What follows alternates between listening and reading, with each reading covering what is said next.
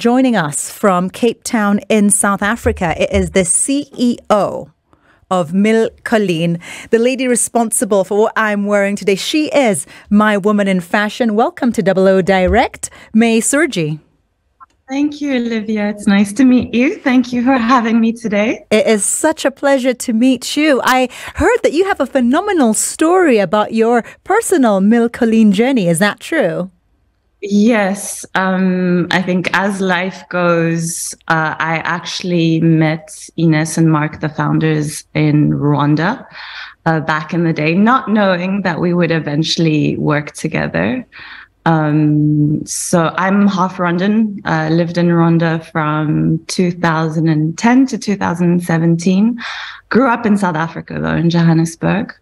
And basically, when I moved back to South Africa from Rwanda, came to Cape Town, met up with Ines and Mark, and I think things just happened very organically. And today, here I am. 4 years later, I've been with the brand for 4 years.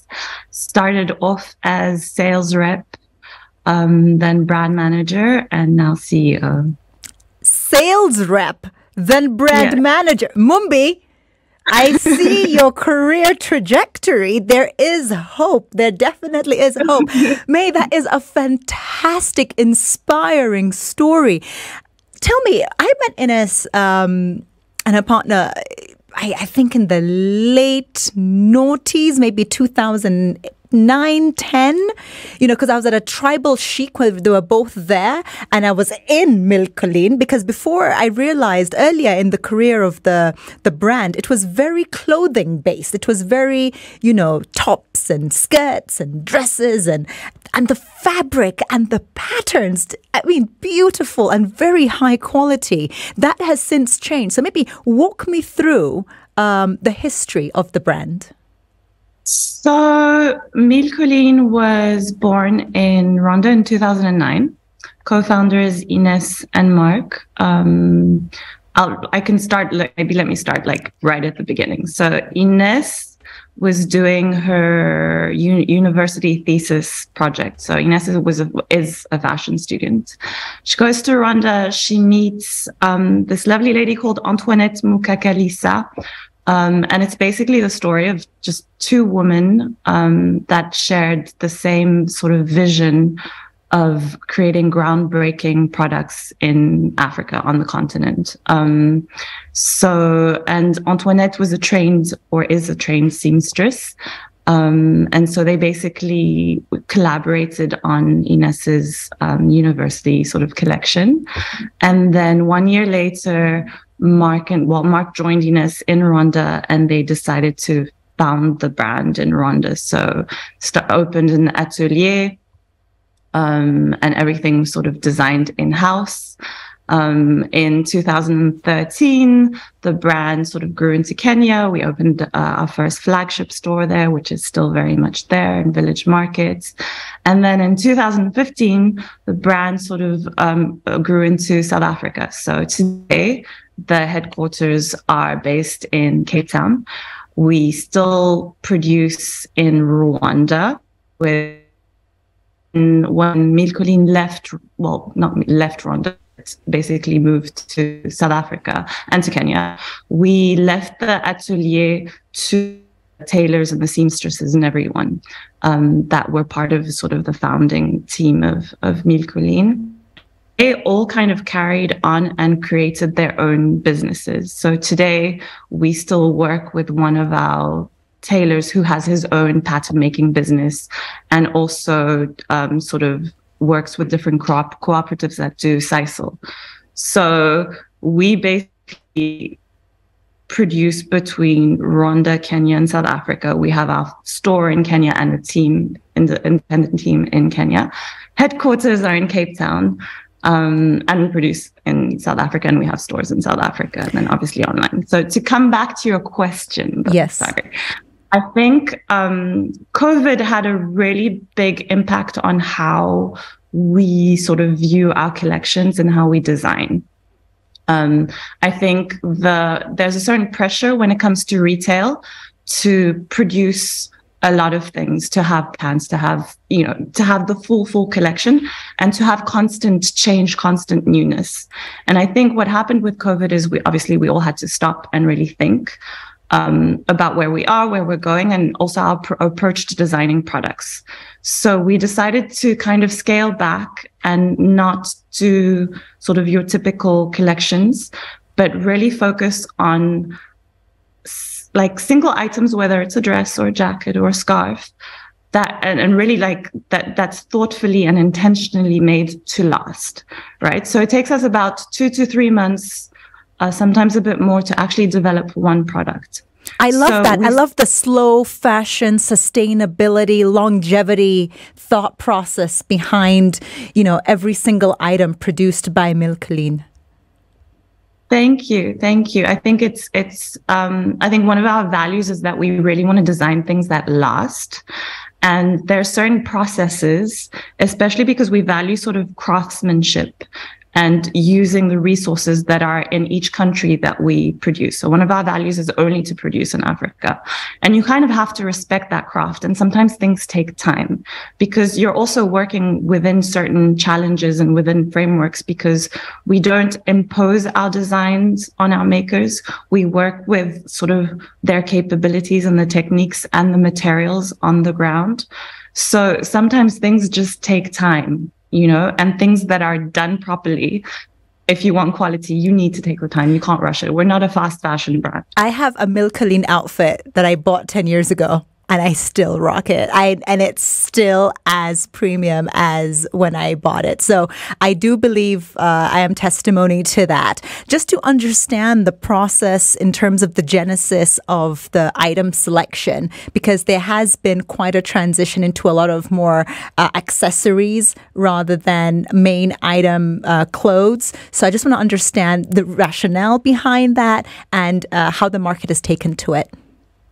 So I can kind of answer that question in twofold. So firstly, because we consider ourselves we design statement pieces, right?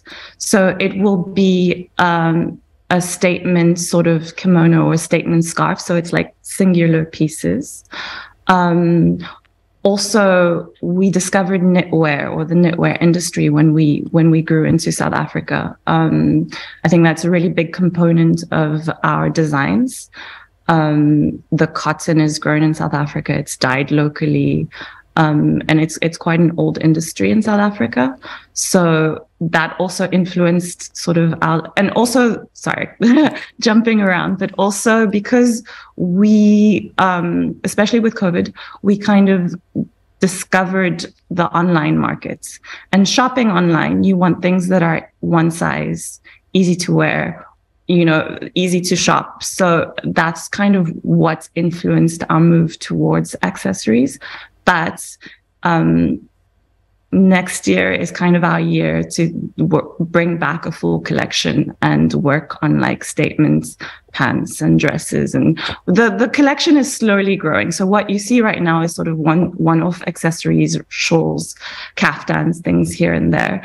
But we are building a full collection next year. But that's kind of the thought process behind it. And even if we do build a full collection next year, it will still be sort of statement pieces that are maybe a bit more toned down, because our items are quite statement and bold, and like there's a lot of prints, and it's kind of like we want people to be able to wear this with their everyday wardrobe or items in your wardrobe, like a very easy to style, but that make you feel sort of special and unique and that tell a story. I love that. They can be dressed up, they can be dressed down. More with the CEO of Collines joining us from Cape Town in South Africa. Her name is Maye Srouji. In a bit. Maye, I want to understand some of the incredible highlights of Collines, now over a decade old, with a headquarters in South Africa, with half Rwandese CEO, someone who started off on the shop floor, now is running the entire business. Give me some of the highlights. I would say one of the most recent highlights is, well, first of all, our team has grown in the last year. We've had a lot of new team members join, And our team is amazing. I love our team. I love every individual, just and the energy and the passion that they bring. Up until recently, we didn't have an in-house designer. We didn't now we have an in-house photographer, videographer, graphic designer. We have in-house seamstresses. So the team has grown a lot, and I think that's what I'm sort of proudest of. On the international stage, because of course, having a footprint across several African countries is phenomenal. I know the founders are from Spain. Is that still a big market for the brand, and has it expanded across the continent or maybe even to North America? Our market is actually the United States, specifically online.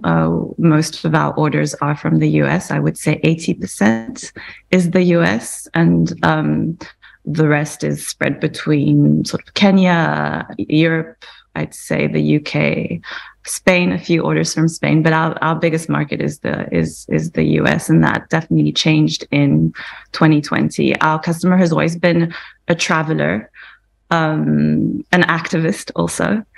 Our customers are very, very, very special. The Mille Collines woman is definitely someone who she approaches the world with like an open heart. Woman loves women, sisterhood, and community. Very community driven, and wants to leave an impact in her community. Do you find that the people who come to the store are very eco-conscious? They're very much wanting to understand, where the cotton is sourced from, how it is processed, the hands that the fabric passes through, fair wages. Is that part of a story that you tell at your stores or online? Yes, we definitely, I'd say everyone has become, obviously the fashion industry contributes to sort of pollution, to many things, that it's not always a very fair industry. And it's definitely important to us and to our customers. So we try and tell the stories as much as possible. We try and be as transparent as possible in terms of who makes our products, the materials that we're using, all of that. I think it's our responsibility to do so. So yes.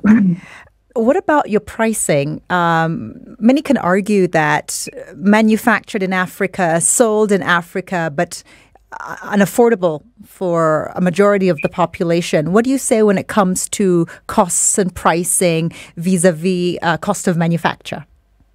So the issue is, one, we're not a fast fashion brand and we want to pay fair wages.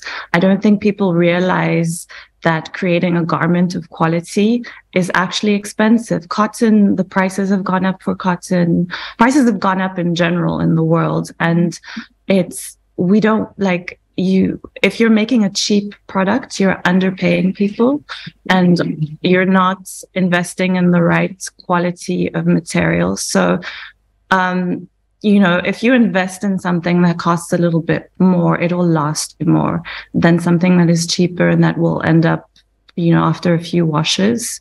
And also, you don't know how much people were paid to make that, the hours they spent. And I mean, there is this big thing, but there's a lot of things that are built into the cost of a product, from wages to materials to, sustaining our community and our business, right?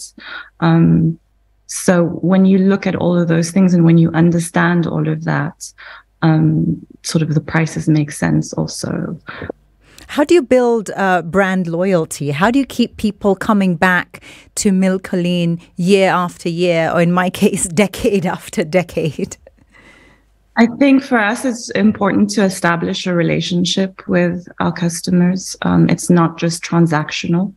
It's an experience, it's values. It's something that you want to last. Our customers are important to us. We don't want to, we want to create the best experience for them. So when you're receiving a product or when you're shopping in our store, it's that human connection, right? It transcends just, obviously there's the craftsmanship of the product, But it also goes beyond that. It's the hands that made it. It's it's that human interaction. And I'd like to think that people can feel that from us. And hopefully that's why they keep coming back. I felt that when I reached out to Belinda. I'd never heard of her. I'd never met her. I know she's somewhere in South Africa. I don't know if she's with you in Cape Town or if she's in Johannesburg.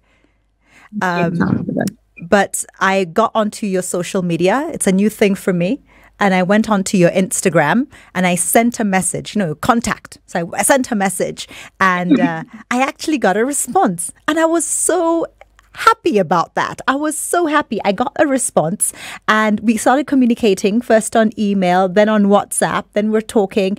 And when she told me, yes, I think Maye is going to be available in about a couple of weeks for this interview, I was elated. So yes, there is a very strong human factor and she's incredible. She was very, very pleasant, very easy to work with. Yes, shout out to Belinda. But more than that, what I would like to understand, COVID happened. There were several Colline physical stores. A lot of that has now moved online. Tell me about your e-commerce journey, the user interaction online, and how you're able to get the word out to even more customers in even more countries, not just in Africa, but around the world. I mean, online is definitely a roller coaster. I think it operates very differently to retail, and it has different requirements. We're lucky in the sense that we partnered with DHL, so there's a sense of reliability and security. So we know that our packages are in good hands and, they get to the customers. I think the rest is just, it's about storytelling. It's about finding ways to sort of, I think when you're shopping online, you need to establish trust, or as much as you can, and sort of help people imagine what that product looks like physically, give as much information as possible in terms of the materials, the weight. I mean, I don't know about you. I don't shop a lot online, but like you look at all the details, all the information, and also shooting it and in a way that, people can sort of, because our pieces can be styled in many different ways, right? So sort of showing that also. And like I mentioned earlier, also we try and do one size fits all, or several sizes sometimes, but also guiding that process. I think social media obviously helps sort of propel the brand internationally, helps us tell our stories. And I think social media connects everyone everywhere. So that's definitely a plus. I would say the roller coaster aspect of it is Facebook and Facebook ads, and online marketing. I think that's definitely, we're learning, and we have it's a continuous journey, basically. Do South Africans shop a lot online, or which countries across the continent do you find are most likely to make online purchase? I think South Africans do shop online. Kenyan, we get a lot of online orders from Kenya. I mean, we do have our physical store, but we do get orders from Kenya. I would say those are the main two. Every now and then we'll get orders from Ivory Coast. I think. But the thing is also post-COVID, people are also going back to retail. So it's kind of a continuous journey. So it's like both have their pros and cons. Tell me about care, because these are obviously slow fashion garments. They're high quality garments. They're made to last. What's the best way to make them last? So two things. One, the kaftan that I'm wearing, and two, the amazing scarf that I'm going to be showcasing a little later on. What's the best way to care for these garments? So every garment is obviously made from different materials, and those require different ways of washing them. So for example, the kaftan that you're wearing is made from rayon, and it needs to be cold to lukewarm water, 30 degrees max, gentle cycle if you're doing it in a machine. When you dry it, don't dry it in broad sun, because that can sometimes change the color of an item. Yes. Same with the knitted scarf. 100% cotton. 30% cotton, 30 degrees, gentle cycle. Sort of, once it's, I don't tumble dry it. Once it's out, just dry it on a line, but not like direct sunlight. I think also pay attention to the soap that you're using, especially when it comes to knitwear and yarns. Sometimes there are special detergents that you can use, but we try and give as much information on the care label, and also everyone's very much welcome to email us or DM us. We're always happy to give tips on how to care for the different garments. Any of your garments? Some of the garments are dry clean friendly, but the ones that you have today, those can be washed at home. Just gentle cycle. If not lukewarm water, then cold water. Yeah. Brilliant. More with Maye Srouji, CEO Collines from Cape Town in South Africa, after some Adele. Tenno, this is Double O Direct on SpiceFM, where I only play music by women, host women guests. And before I wrap things up with Maye in South Africa, Maye Srouji is the CEO of the clothing line Collines. I'd like to welcome the manager. She is from the store right here in Nairobi at the Village Market, and her name is Maggie Kinyanjui. Maggie, welcome to Double O Direct. Thank you.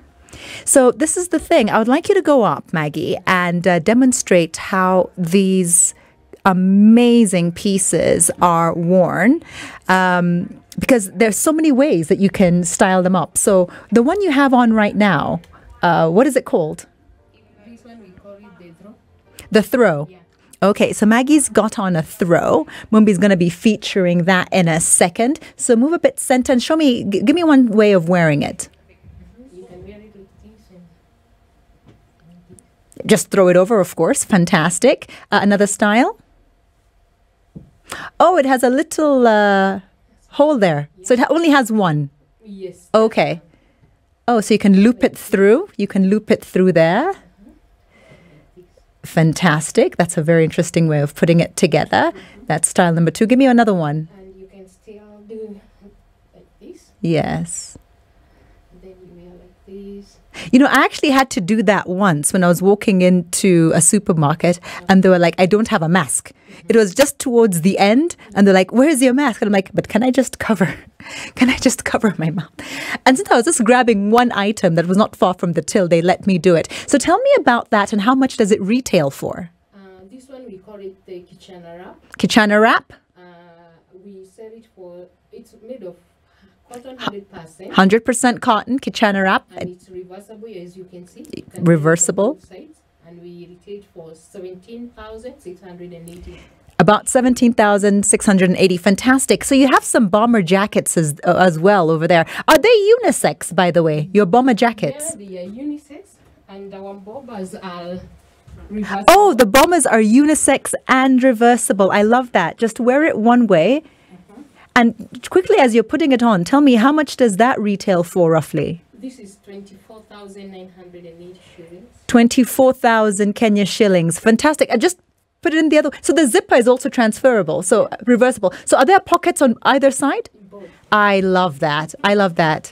I love that. And I love that there's that inside pocket that you can use, for safety and security. Yes. So you actually get 2 jackets for the price of one. Yeah, 3 jackets in one. What are they made of?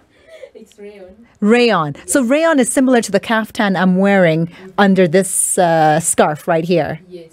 Thank you so much. That was Maggie. Let me continue now the conversation with Maye, who's in Cape Town, South Africa. Maye, of course, is the CEO of Collines, and she's joining us via Zoom. I love the reversibility and the durability of your garments, because honestly, in this economy, you want it to last, but people will get too familiar with that piece, so if it's reversible, it works really well. Exactly. And we try to do some of all the bombers are a bit different, but some have a very crazy side, and then the other side is maybe a little bit more neutral. It's just very different prints. So you literally have 2 jackets in one, and it depends what mood you're in. You can just wear whichever side you want. And so tell me it up. very quickly, where do you see the brand Colline in 5 years? In 5 years, we definitely want to be more global and found in more retail spaces across the world, in Africa, in the US, in Europe, and Asia. We want to sort of create more stories, grow our community of makers.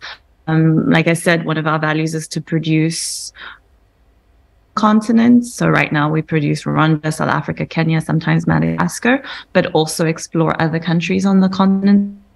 I think there's like so much wealth of skills and art and inspiration and craftsmanship.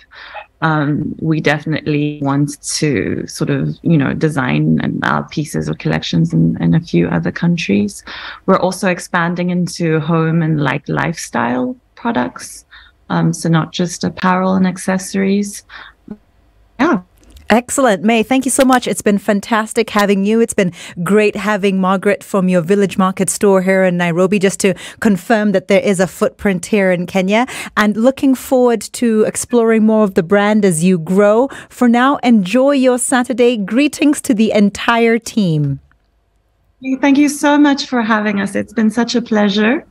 It was, and I hope to meet you in person soon. Yes, we have stories to exchange. And now I don't need a visa to come and see you. So be careful what you wish for. I might just show up on your doorstep. Kenyans take that kind of invite very seriously.